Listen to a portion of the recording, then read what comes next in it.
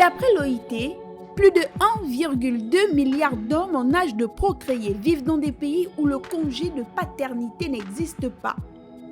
On sait maintenant qu'un enfant a besoin d'un père impliqué dès le tout début de sa vie et non comme on l'a longtemps pensé, à un âge qui viendrait après celui de la mère. Il n'avait du reste ni le loisir ni l'envie de s'en mêler. Ce n'était pas son affaire et il avait bien d'autres choses à faire, à commencer par gagner sa vie pour nourrir sa famille. Son entrée en paternité se faisait plus tard, bien plus tard, lorsque l'enfant commençait à marcher, à jouer aux petites voitures et à l'appeler papa. Les temps ont bien changé aujourd'hui et les hommes s'engagent maintenant dans ce long processus d'accompagnement relationnel qui concerne l'enfant à naître, puis le nouveau-né et enfin le jeune enfant. Avec l'arrivée de bébés, certains pères se sentent un peu maladroits.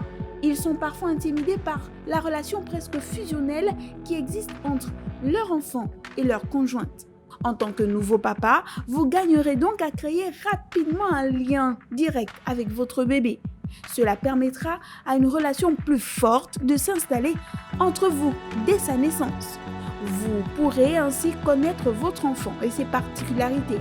Lui aussi se familiarisera avec vous. Mais comment faire quand on n'a pas de congé ou alors quand ceci ne dure en moyenne que 9 jours dans la plupart des régions du monde? D'ailleurs, d'après l'OIT, plus de 1,2 milliard d'hommes en âge de procréer vivent dans des pays où le congé de paternité n'existe pas. Il est essentiel de laisser le père participer aux soins et aux activités avec bébé. La mère doit en effet se rappeler l'importance du père dans le développement de son enfant. Parce qu'elles veulent le meilleur pour leur enfant, certaines mères ont tendance à dicter les manières de faire à leur conjoint. Or, il faut reconnaître que tant que la sécurité du bébé n'est pas compromise, il y a plusieurs façons de prendre soin d'un tout petit. Si le père sent que ses actions sont toujours jugées négativement ou s'il se sent complètement absent, absorbé par le boulot qui ne lui laisse aucun répit malgré qu'il soit un nouveau papa, il risque soit de se retirer et de laisser toute la place à la maman, soit d'être en conflit perpétuel avec elle. Ce sont les psychologues qui l'ont dit.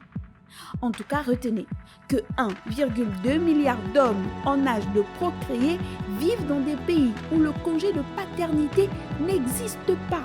Mais parce que les papas y trouvent un accomplissement, une valorisation, mais aussi parce qu'ils savent que leur présence est bénéfique pour leurs petits, on ne peut que les encourager.